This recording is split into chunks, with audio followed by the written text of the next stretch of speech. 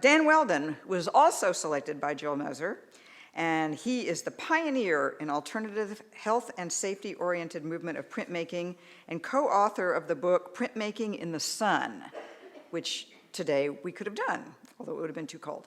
He has collaborated with artists including William de Kooning, Kiki Smith, Eric Fischel, Roy Nicholson, Kurt Vonnegut, and Dan Flavin, among many others. That wasn't in alphabetical order, and I don't think it was necessarily in order of importance. Spanning over 50 years, his artistic practice has brought him into residences in 53 countries where he conducted lectures and workshops. He has 91 solo exhibitions, including at the Cape Cod Museum of Art in 2017, earned him a Lifetime Achievement Award from Amity Foundation in New York and honor of Professor Emeritus at the Escuela de Bellas Artes in Cusco, Peru.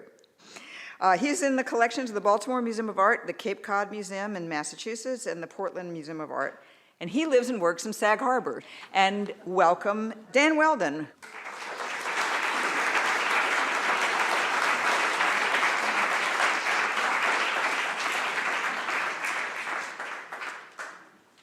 Good evening. Thank you all very, very much for coming. It looks like a nice full house. Wow. Thank you, Terry, Alicia. And thank you, everybody from the parish, especially Robin and all the guards who kept the work together. This is a talk about discovery and what I, as a person, have found and discovered in Hampton Bays. One day, I found this. I can make a thunderstorm out of it. I have to step in front so you can see it a little bit better. Can you hear me okay? This is okay? This is a piece of zinc.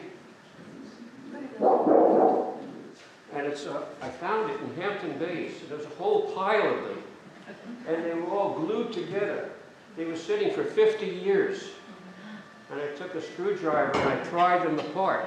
And they unveiled these images on them. And these images that were on them were rust, corrosion, decay. They were just oxidized from the weather, from 50 years sitting in the salt air. And I said, oh my gosh, this is so wonderful. Look what nature did. And I couldn't resist it. I couldn't resist looking at them and saying, oh, what could I do with it now? So nature became my partner. And nature did most of the work. And I said, okay, what can I do with it? I wonder what would happen if I put ink on any of these zinc plates and run it through my press with a piece of paper on top, peel it off, and what am I going to get? So that's what I did. And with the combination of pairs together, mirror images, and you get a sense of what they're all about. While I was working on them, the concept came along to give them titles, to give them meaning. And there were 22 individual images, 11 sets.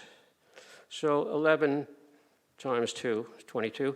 And so they all became these very important images to me. Well, while I was working on them, I said, well, I'm going to give them titles, and what's opposite of each other?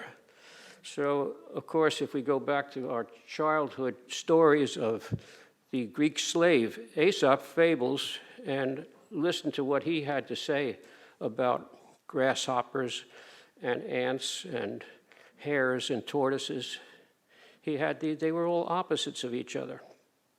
And I decided, well, I'm going to pick that theme. And as I chose these particular animals or subjects, they became what was important. So I worked on them, and a year ago, January was the first time they were ever seen.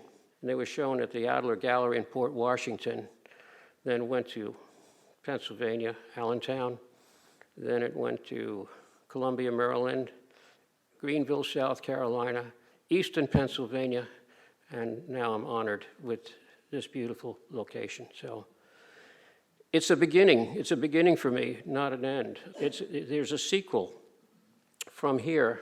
You know, they're black and white. When I had the first show in Port Washington, the gallery director said, well, don't you have anything in color? And so I said, sure, I've got lots of it, but this is black and white. Yes, but we'd like to show color. I said, well, sorry, but this is what they are. But anyway, we compromised, and I showed paintings on both ends that were color, and it brought it together very nicely. It was actually a great idea on their part. And my stubborn streak said, okay, this is how it started in color. So if you look real carefully, you might see some of the same images behind the color.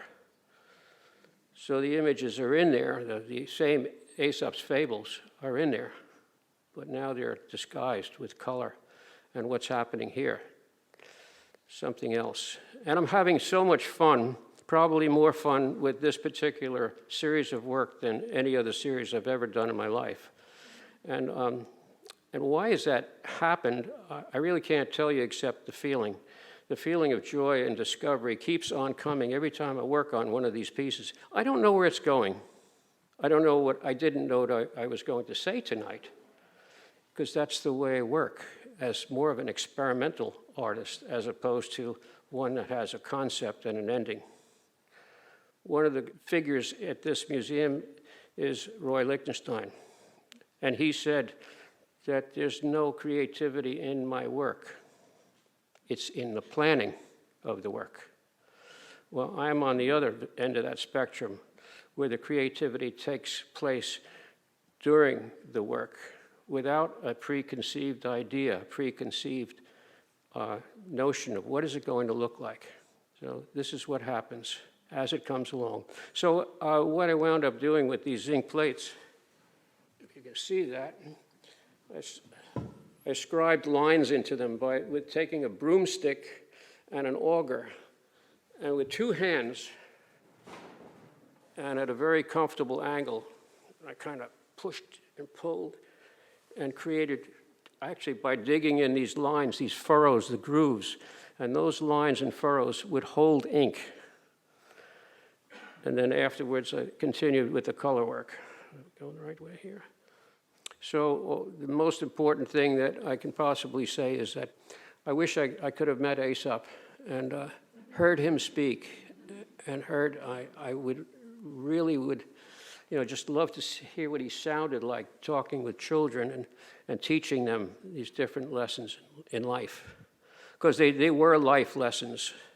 They dealt with what we have on our minds, sometimes the negative things that come up. So this was the series. There's 20 of the 22 here. And as you can see, they're sort of together as mirror images of each other. Okay, thank you.